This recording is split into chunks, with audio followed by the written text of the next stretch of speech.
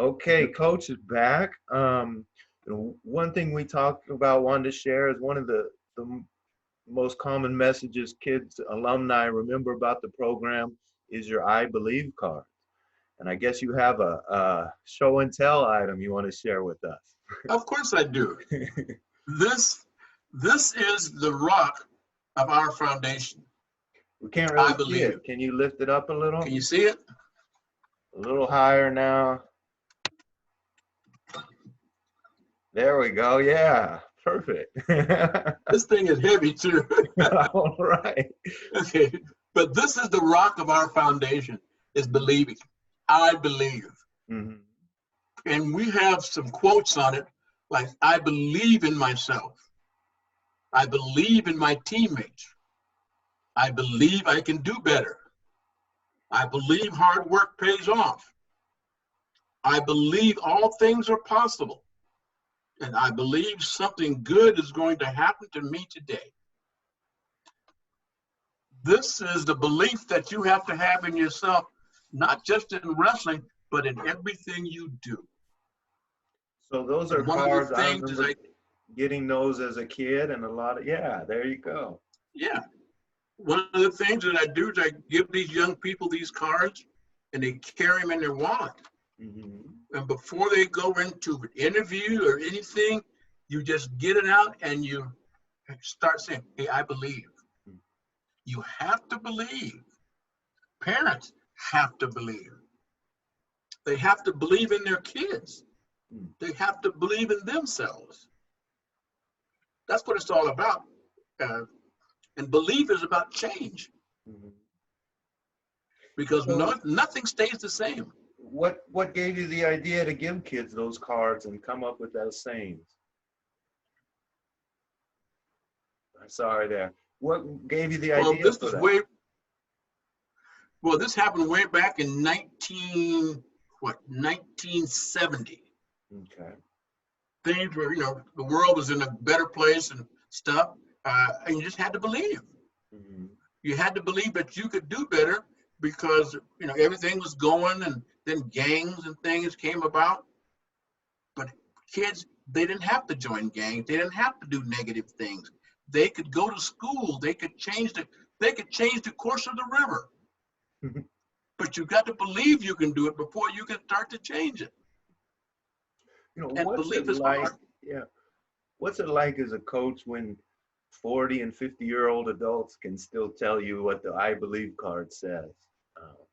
Well, it makes me feel wonderful. Yeah. One of the things that has happened is, long ago, I accepted the responsibility of being a role model to all kids. Mm-hmm. And one of the things at Peninsula, all means all.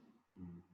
It means all kids all the time, not conditional, but it's all the time. Mm-hmm. And I really believe that. And that's how I live my life. Kids are hurting. They're hurting. Well, but one of the things is, we don't want to hear that. And I like to think that I can take the pain. Mm-hmm.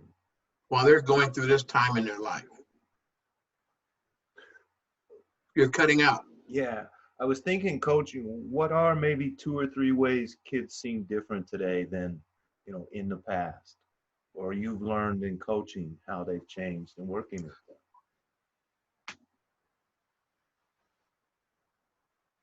Well, one of the things is, when phones first came out, most phones were for dope dealers or people with shady people.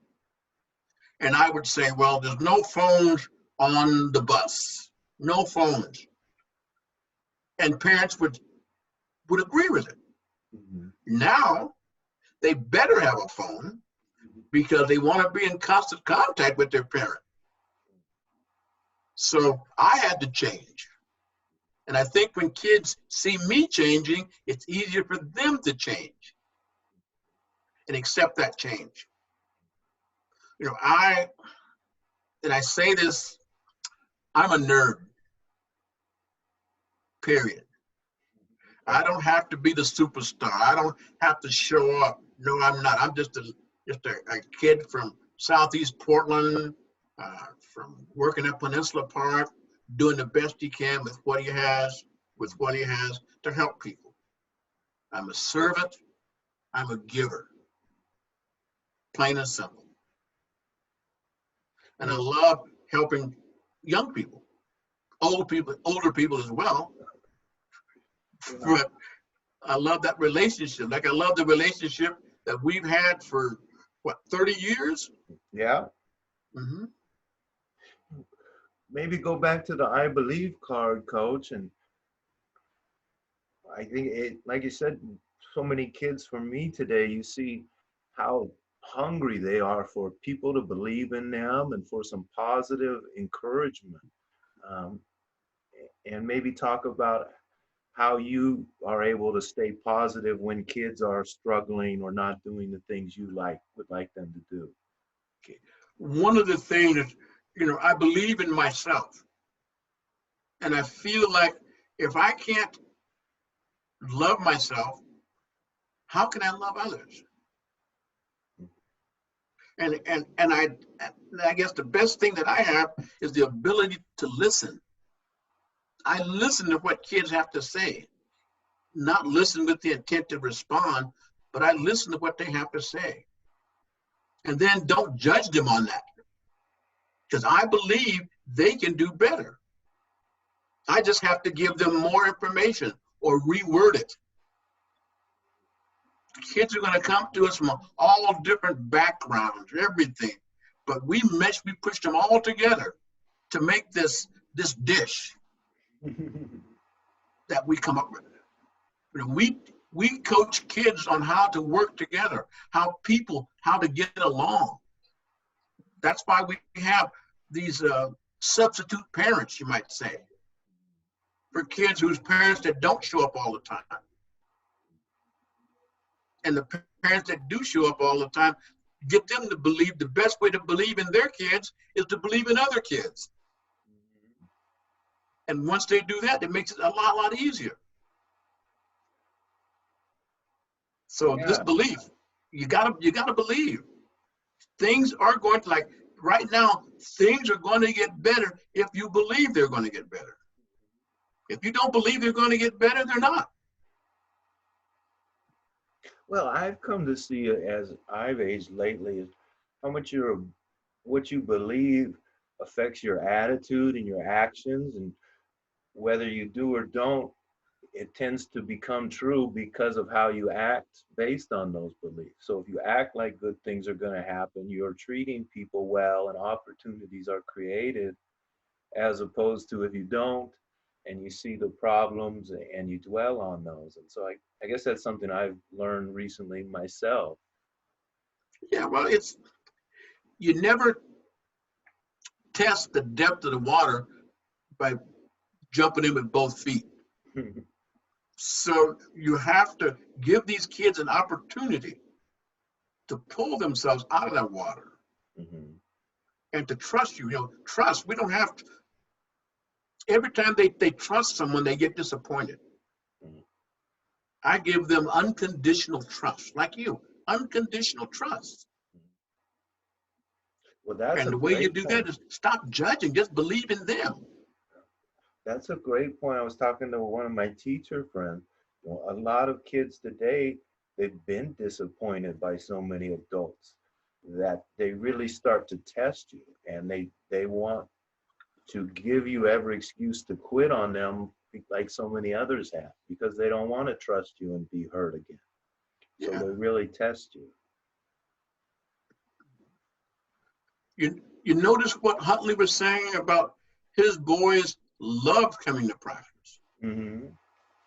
They love coming there because it's an environment that they can grow. Right. That we could plant seeds. And they don't grow overnight.